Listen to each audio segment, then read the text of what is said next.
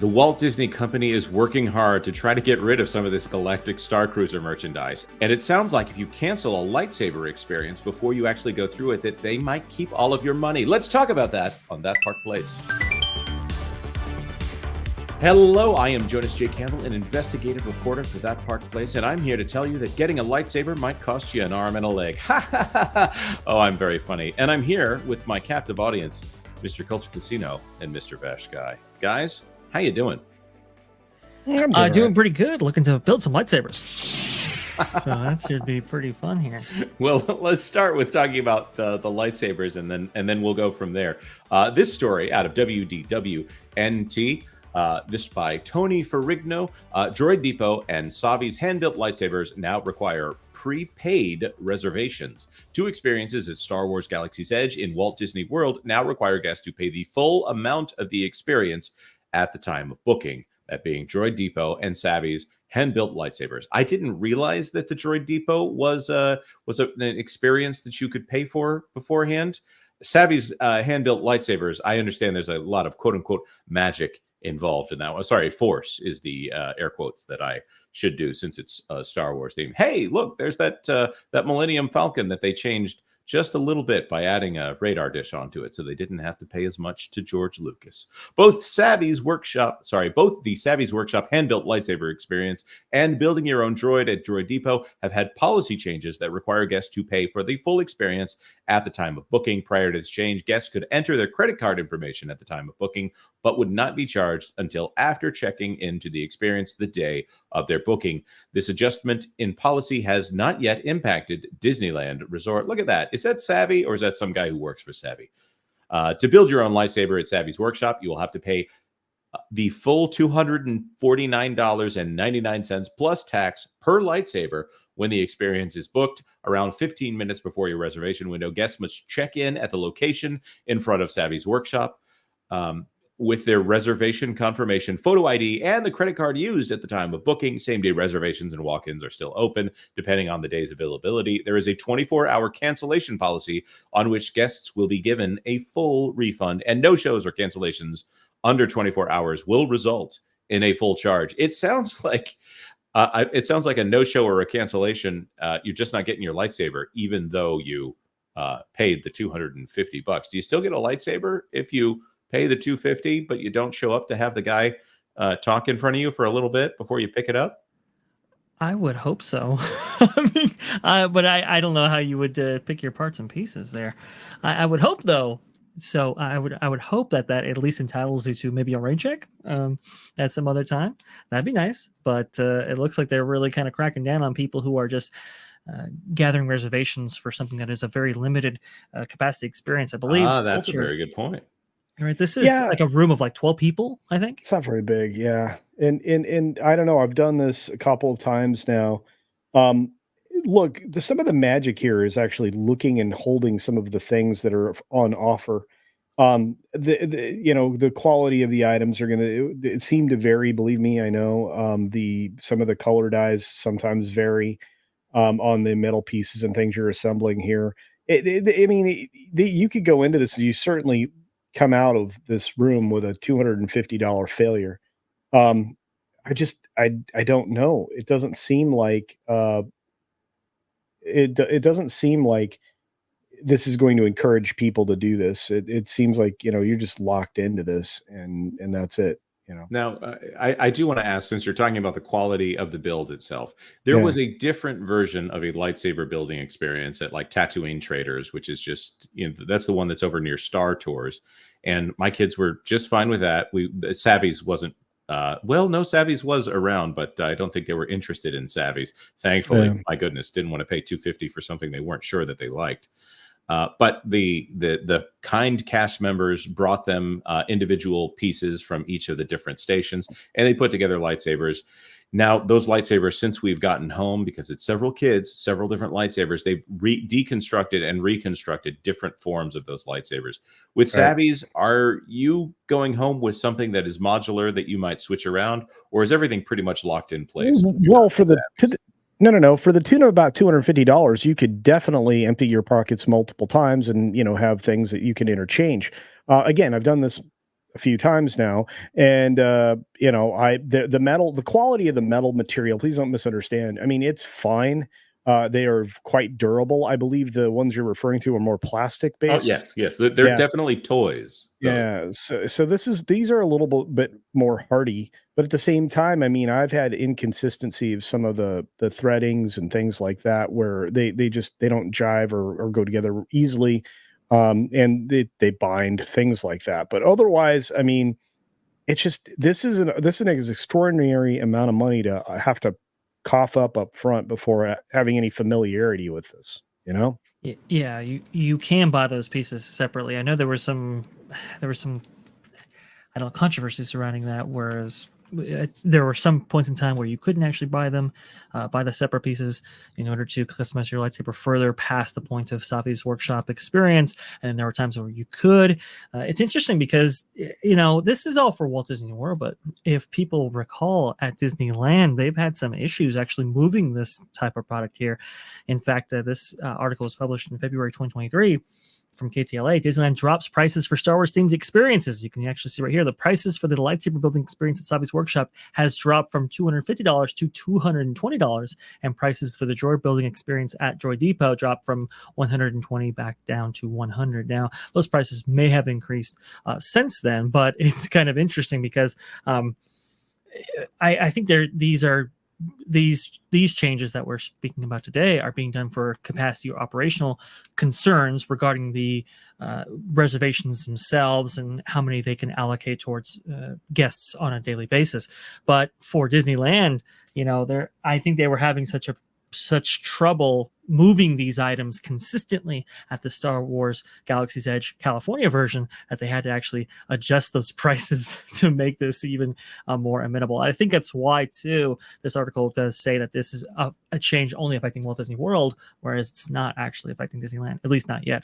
But to Culture, I think you have something to show us there on screen. Yeah, actually, this is basically what you can do. You can build one of these. Of course, this doesn't have the blade installed, so makes a goofy little sound, but the quality of these is okay. I mean, in most of them, but you screw them together just like the plastic ones, the threads and all of that. It has quite a bit of heft to it. There are some plastic pieces throughout, but when you do get the main handle itself, sorry, I'm not doing this on camera. This is what you get down to. So you start off with the 5 or 6 pieces, this being the hilt base that you start out with. And then you basically assemble, your sleeves and everything else. And, the experience doesn't take all that long. I don't know how it would be worth $250. There's only like a handful of like actual metal pieces on this. And I put that on upside down. That's pretty much it. So there, you just had a lightsaber experience. The only thing you haven't done is the neat part, the quote unquote magic part, because Star Wars has magic now, Jonas. Is you actually insert this. You hear it just come on. You actually insert this into like a part of a presentation thing, right? And it actually installs the blade for you. And I've seen the image, the graphic, or sorry, some kind of video or presentational effect that it actually looks like the lightsaber extends, of course, and you take it out there. Now, my last question on this before we move on to the rest of the story here is, with these lightsabers, can you bang them around and still expect them to be of high quality?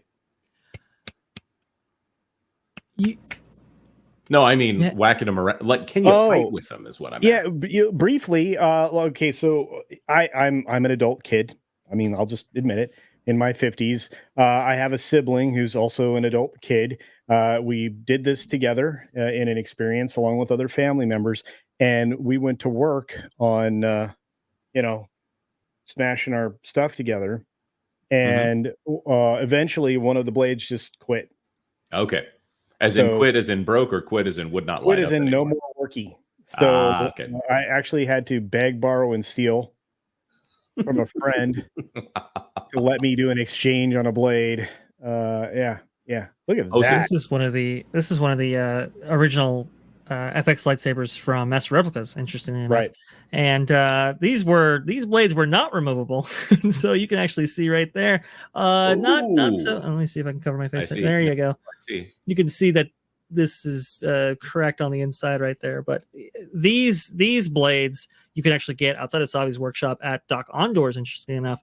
And at Doc Ondoors, they will have the what they say they call it like the legacy lightsabers based on lightsabers that you see in the movies lightsabers you would actually want to buy, right?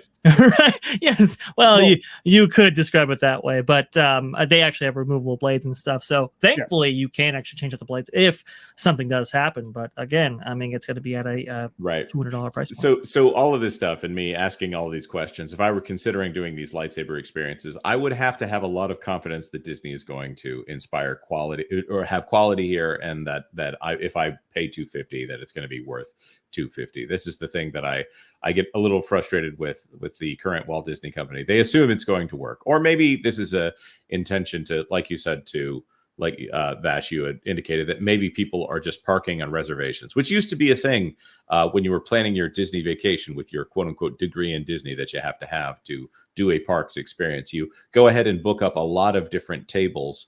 And then as you get closer, you whittle it down to what you think you will actually do, which of course makes the whole situation a nightmare for anybody. Of course, we want to point out that the droid experience, which is much cheaper, that's $120. I wonder how many of those droids are bought as consolation prizes for kids who would rather have a lightsaber here from parents who don't want to pay $250 for one. But the other thing that we want to talk about here is this tweet out of Jenny Nicholson, who has an interesting little YouTube channel where she has wonderfully sassy takes on pop culture. Wow, they really just renamed all the Starcruiser exclusive clothes and put them up on the Disney Store website. So I'm not even special anymore. Fascinating to me. Padme Amidala's cloak for adults, Saber Trainer tunic for adults, and Princess Leia dress for kids. Bail Organa security aid jacket. That's kind of fun. Or look at this right here. I believe that's very much a Halcyon uniform right here. I don't know who would buy this T-shirt unless you were actually wanting to be an extra for maybe an away mission episode of Star Trek: The Next Generation. That's an unusual look right there. It's more Star Trek. I feel like Star Wars. I feel like I would be the people they were beaming down to visit in that outfit. Yes, exactly. Or Icheb over there on Voyager. Yeah. It's funny to me. This stuff, of course, used to be you have to go to the Halcyon, you have to pay the whatever it is, $5,000 for 2 nights in the Star Wars bunker there, in order to get access to this material. I'm sure there's some real resellers that were really happy that it was exclusive. And then we saw it kind of discounted in Hollywood studios. And now it's just up on the Walt Disney Store, the DisneyStore.com website. So it sounds like that exclusivity aspect didn't work out very well for them here. I don't see this as positive signs for Star Wars across the board for the Walt Disney Company. I don't think they would have to be doing these things if the merchandise was moving at the level at which they spent in prepping that merchandise for sale. Guys, are we just being mean to Star Wars here? Are we just being so unkind to that Kathleen Kennedy in her dream of another brunette protagonist there in Star Wars? Look, success is all relative, right? And so when you look across the way and you see Wizarding World of Harry Potter actually on its 3rd iteration now, coming up in 2025 with the opening of Ministry of Magic: The Epic Universe, you see like I've said before, $250 million in just butterbeer sales alone. That product is so successful that they've now championed or taken that product and put it into other product lines like ice cream and stuff like that. When you see the one experience, Ollivanders still have lines out the door for something like that, both at Diagon Alley and at the original Wizarding World. You just go, wow. I mean, that's a successful franchise that actually has some life in it. I believe Warner Brothers has continued to invest in pop-up experiences overseas as well regarding that brand. So the hunger is still there. Whereas Star Wars, I mean, we've seen the shows not do very well. We've seen prices be adjusted.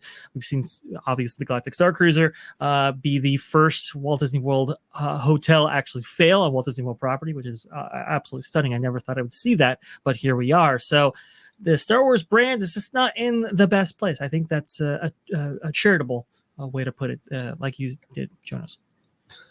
Culture, you have anything to add here before we close this one down? I just think that they're about to find out that the experience limiting effect that this will have will lead to negative results. Yeah, I think you're right. And if they started with great products, if they started with great attractions, and then worked back towards instead of building an entire land around a single IP, I think that they need to focus on what they're delivering to guests more than they need to focus on how much money they can extract from customers' wallets. But that being said, we want to throw this to our commenters here. Are you going to be picking up some of that halcyon merchandise? We don't know if it's limited edition and they're just trying to clear it out, or if they're just going to keep making this stuff over and over and over again, and hopefully you'll buy another version of something that George Lucas made many, many years ago. With that being said, like this video if you like this video, and consider subscribing to That Park Place for all the news that should be fun. Thanks for watching That Park Place News. For more information, consider checking out www.thatparkplace.com. And don't forget to subscribe, share, like, and send this out on your favorite social media accounts.